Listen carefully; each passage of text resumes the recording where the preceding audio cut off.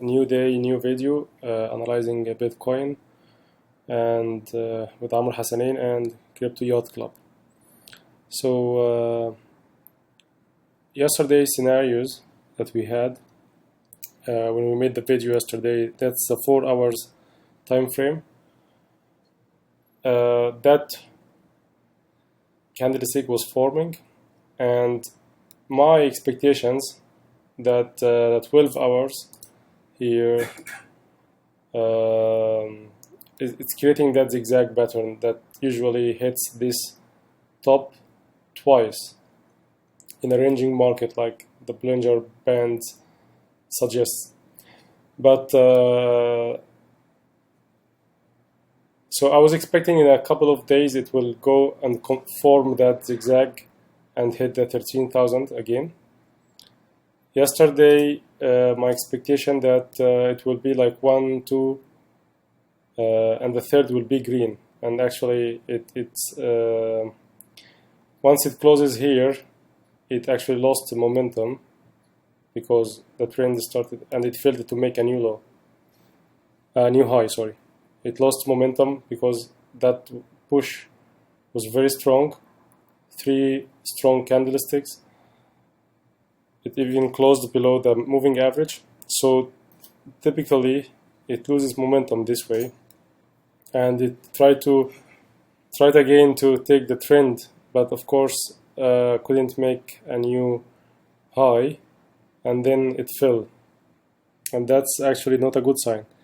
Why it's not a good sign? If we go back to the 1 week scenario that we discussed in the first video. That video is not on YouTube, so I'm just gonna say we're gonna repeat again what we said in that video. I was saying that week when it went down to 9,200,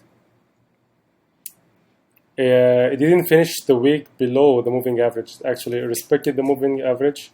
There's a lot of pressure, pushed it all the way up to close at 11,100. Okay, second week we were expecting it will go that high because that pressure will continue for a while, and that actually pushed the price up here, but also it closed in a positive change that week that ended 25th of Jan. It closed in a positive change, but still not a good sign, not enough to be optimistic about. It is still trending. So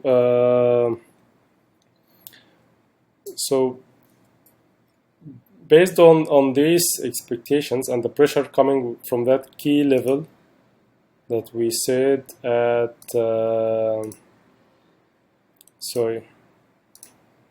at 10, we have here that 700. Okay. If you see here, we never had a day closing below that level. Every time it goes down, it pushed up. It goes down, it pushed up here. So we never had a day closing below that level. Okay. Now it's happening today. See, there is a support here. Okay. It didn't break the 10,000 again here when it came down. Okay. But if it continues in this way, trying, it will break. That's not gonna hold forever. So if we look at that level, it's a Fibonacci level at 8,800. Okay, if we look at that level, like another attempt. Well, it's still if the scenario that to be optimistic, the optimistic scenario is that week will close positive. Green. It doesn't matter how far it goes down, but when it closes in a green candlestick, which is this week is going to end the 1st of February. And when it closes in a green candlestick, then I suggest everyone to buy from here, then, because this is going to be a shoot up. This can go down as long as it wants, but when this closes, it has to close above the moving average. If it doesn't, if it closes in this area, that's not a good sign. Not a good sign, because that's starting a trend downward here, and the next stop, which will require a different analysis and a different video. I don't want to make this video any longer. So we just hope that it doesn't go so far down and get pushed by the RSI oversold here, and it goes back up again. But the scenario that we had here, the 12 hours, we were expecting that 1, 2, 3, 4. That zigzag pattern is not completing, and if you see here, the moving average pressure is actually holding it. It couldn't pass and close above the moving average, and it's going again to try with the 10,000 level, and that's not a good sign, because even on the 4 hours, that's a sudden fall. But again, we have to be careful and watch if the 700 is a key level here, if it's working or not. That day, if it closes above here, then that's fine. Maybe still this support area is holding well and pushing the price up, and then at a certain level it will cross the moving average. But if it closes on a red big negative change down here to below 10,000, I think it's gonna test the 10,000 again here. So in that case, it's not a good sign. It's going to create a new low. Maybe it depends on how strong it is. So we will see. I will keep you updated. So far, just it doesn't look good.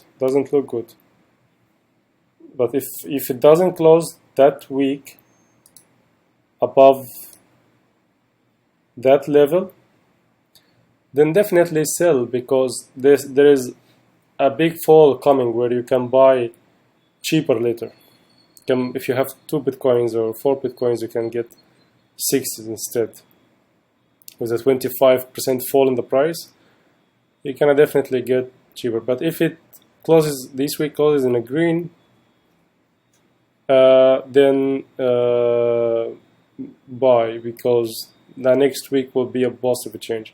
But what's happening now is that level is being tested once more, and if it keeps happening like that, I don't think it's gonna, in a very short time as well, I don't think it's gonna hold forever.